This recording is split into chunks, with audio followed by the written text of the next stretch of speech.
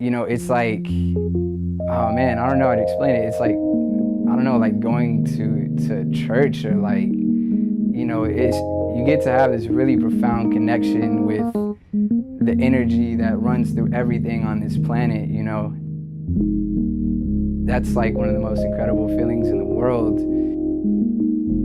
And, you know, if you create anything, you know, you get a taste of that.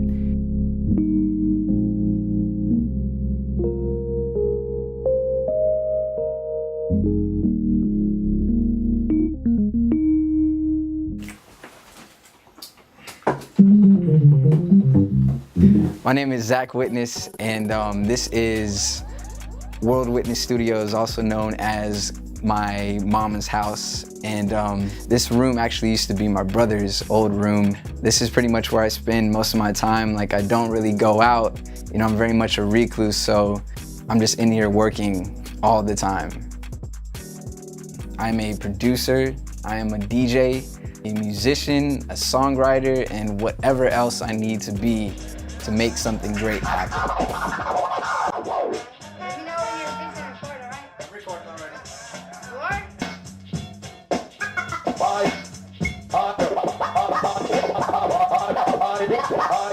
When I was 12 years old, I picked up DJing and got into turntablism and became aligned with the hip-hop radio station in Dallas known as 97.9 The Beat. By the time I was 13, you know, they had me on stage DJing in front of up to 20,000 people. By the time I was 15, was DJing on the radio, and apparently that made me the youngest DJ on FM radio in America at the time. And through doing that, sort of became aligned with a music movement that was happening in Dallas known as Dallas Boogie music. She like my Dougie, I'm fresh, my Dougie, I'm fresh, my Dougie, I'm fresh, yep, fly in the motherfucker. It was a cultural movement, you know, based around music, but also very much based around fashion and dancing. Just through DJing a lot of the clubs and releasing mixtapes and things like that, I sort of became a figurehead for that movement. One thing that I feel like Dallas Boogie really did, other than invent a million dances like my Dougie and like the stanky leg, is bring those slower tempos that people in Texas were already used to from the stuff that was coming out of Houston and make it danceable. At the time when you went to a club, most music was like 80 beats per minute or higher. Now when you go to a club or when you even turn on the radio, you know, it sounds like the whole world is sipping drink and eating sweet potato pie, you know. I got up at 2:30 this morning to make this love and bring it out here to somebody. I'm telling you, man. Old school, like my granny showed me. I'm telling you. I appreciate you. Y'all please enjoy. Have a blessed day. All right, remember, thank you. You want some old school love? We got you. Most people would say, like, how can I come from this movement that was all about, you know, dance music, having fun, to working with someone like Erykah, who's very much more conscious and spiritual and that kind of thing. And that's because, I mean, those two worlds have always coexisted, and I just happen to be tuned into both of them. After that whole era died down, I started to branch out into different genres of music. And also at this time I was working in kitchens and washing dishes and really trying to find my direction in life. And the music of Erykah Badu really helped me through those times. And for that reason, I started working on a remix of one of my favorite songs known as Bag Lady.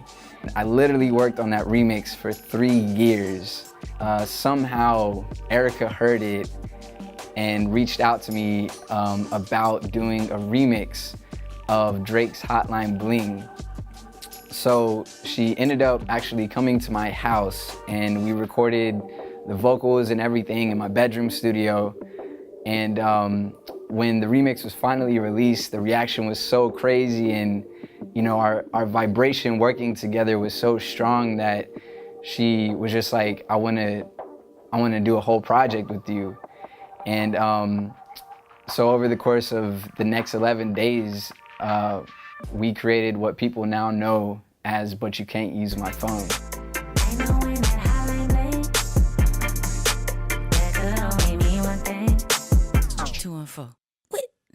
There were times when we would be in this room till like 3 in the morning working on music, and Erykah might be taking a nap on the floor, and meanwhile my mom's bedroom is right next to mine, so she would be asleep, and so we had to, you know, keep the music turned down.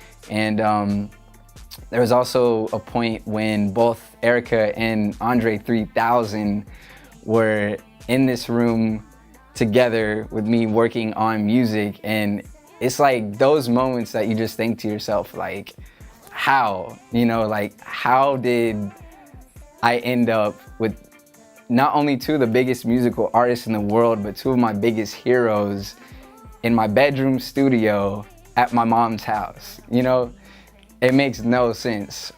Whatever it is, I'm just incredibly thankful and honored to have the opportunity to be a part of something like that, and also to have, you know, somebody like Erykah in my life. At this point, I just feel like I want to give my love and my energy back to the world in return. That's it.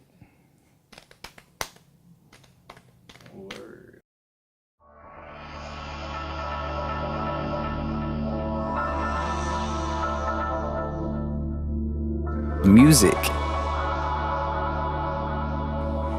It has the ability to evolve and unite an entire planet, and I feel so honored to play a role in that. This is Zach Witness saying, at any given time, keep it divine, because the music that is love exists within you.